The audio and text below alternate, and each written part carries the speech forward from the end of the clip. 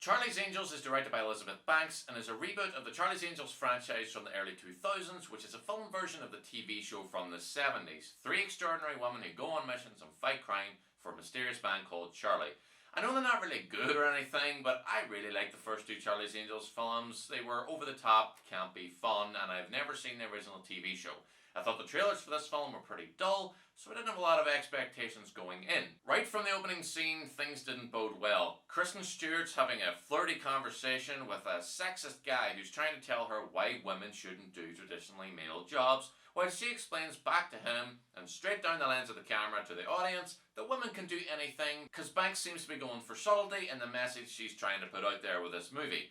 Then, the first very boring action sequence takes place and Stewart beats the guy up while accusing him of embezzling money from women and children refugees, because there are no male refugees out there apparently, and even if there were, they're men, so they'll be fine. Then Stewart exits the scene in a CGI helicopter moment that is so bad, and all this is followed up by a montage of different clips of girls doing things. Like, see, girls can surf too. Girls can lift weights too. Girls can cycle too. Because this is something, as audience members, it is important for us to know because we didn't already fucking know that. After the opening, the film does get a little easier on the girl power aspect, but we still get some heavy-handed moments throughout. That opening was just really annoying to watch. Last time we had Cameron Diaz, Lucy Liu and Drew Barrymore. This time we have Kristen Stewart, Naomi Scott and Ella Balinska, and unlike the previous three actresses, these three don't have a lot of chemistry. They also don't have the kind of charisma and fun energy that you need for roles like these.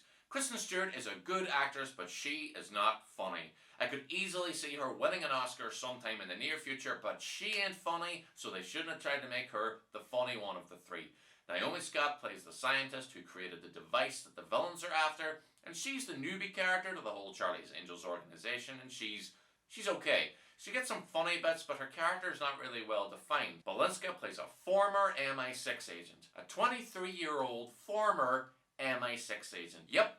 And that fact is not played like a joke in the movie. It's all kind of weird because Stewart and Balinska pretty respectfully disagree with each other's approaches to their jobs sometimes. I guess Stewart is supposed to be the renegade wildcard and Balinska the by-the-book type, but it's so underused and there's so little tension and drama between them that there's no question of, will these very different people be able to work together as a team? There's a moment where Balinska breaks down crying because Stewart's been injured, and I was like, what? There's no reason for you to care at all about this person. Balinska also has a vendetta against this assassin character that also didn't feel emotional or earned because they didn't set up that the person that he killed was really close to her. Some other people show up too. Patrick Stewart is underused. Djimon Hounsou, once again, is great but wasted. They both play Bosleys, which has become a rank in the organisation rather than just a person's name. Elizabeth Banks is the most prominent of the Bosleys, and her part is far too big for a movie that should have given all of its focus to the three leads. The action is shot in a standard, not too terrible way that just has no imagination and no distinctive style. It seems at times like there are real people doing real stunts, but it's not shown off as well as it should have been, seeming to always choose the least exciting angle to shoot it from. There are far too many cuts, and the perfect example of that is when a car is hit by another car and it flies down some steps into a river. It looks like they really did that stunt, so why not show the reaction of the people inside the car as it gets hit and then cut to a wide of the stunt. Instead, it cuts like 5 times for one action beat when one cut would have done. It's clear they're trying to inject some energy into these action scenes because there just isn't any there in the filmmaking, and because of that, the action scenes are the most boring parts. That scene is followed by a jarring cut from the car and the people in the water in the middle of a city to them in a field in the middle of nowhere, still wet, and a character puking like she just climbed out of that river seconds ago. There was one moment that has Stewart beating up some guy in a bathroom stall that was pretty good. It's shot from above and it's really quick and it had style and energy and a bit of comedy. And it's exactly the sort of thing I was expecting going into the movie that I didn't really get a whole lot of. So many of the other scenes are characters standing in different vantage points, looking through binoculars and saying things like, "Do you see the buyer yet?" and "I've got eyes on the target," and "Don't lose him." There's just so much of that. There's a tensionless horse chase scene that immediately had me thinking, why is she riding a horse? Just get into that truck and follow the car that way. make far more sense. The plot is uninteresting and basic, but that honestly wouldn't even matter if the film just did what the Mission Impossible franchise does and used the plot as a framework for incredible stunts or action sequences or anything cool or anything amazing to watch. The MacGuffin or MacGuffins are tiny renewable power sources that could potentially be turned into weapons, but using literally anything else as a weapon would be easier and more effective. But at least I got to have it explained to me what EMP stands for, because I didn't already know that. It seems like they're trying to make it more complicated than it really is, with different buyers and the devices changing hands, and the device that does one thing can be used as a weapon, and who works for who. Then someone will say a line out of nowhere that they tracked someone or other to Istanbul or Hamburg or Berlin. The way they globe hop for arbitrary reasons reminded me of Gemini Man. It's just to add that much needed energy, make it feel like something exciting is happening, and to get something impressive for the audience to look at, so just insert a beautiful location. There's a character called Saint who works for the organization and is like a health and well-being expert slash therapist slash life coach sort of person, and I thought that was kind of fun.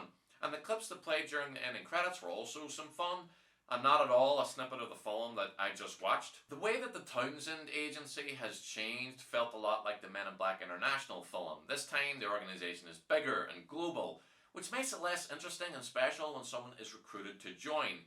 It used to be 3 exceptional women who work for a guy named Charlie and go on missions for him to investigate shit and fight crime. But that's not feminist enough. It can't just be 3. Now it's thousands of people. A massive agency so big you wonder why they didn't call in anyone else to help with their mission, because it seemed like it was really important at the time. Also, what they revealed about the Charlie character was really stupid, considering the whole thing about Charlie was that he's just a voice and you're never supposed to see him. There's also a big tone problem here too. There's a scene where Scott accidentally kills a guy with her EMP device, and it's, well, they try to play it for laughs, like not funny laughs mind you, but it's kind of harsh and they just forget about it. This is a woman who has never killed anyone before and it doesn't really affect her at all. They try to lessen the impact of this guy's death by having an earlier scene where he tells Scott that she should remember to smile more, because that is clearly a sin worthy of a death sentence. There's a sprinkling of weirdly violent moments throughout, and sometimes it feels like they're trying to play it straight and grounded, and then other times it's over the top and silly. The first 2 films knew what they were and succeeded in being fun. They were more memorably fun too. It introduced me to Sam Rockwell and his love of dancing in everything.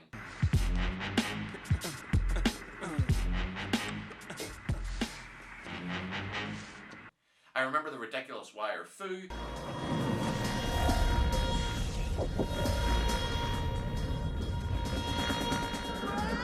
and Crispin Glover being the most Crispin Glover he's ever been as the creepy thin guy.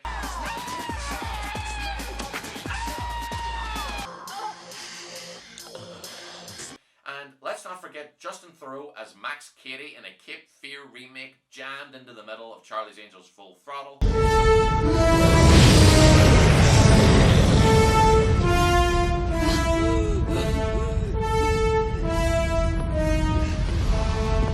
And his inexplicable Irish accent. I'm gonna teach you and your friends about PM.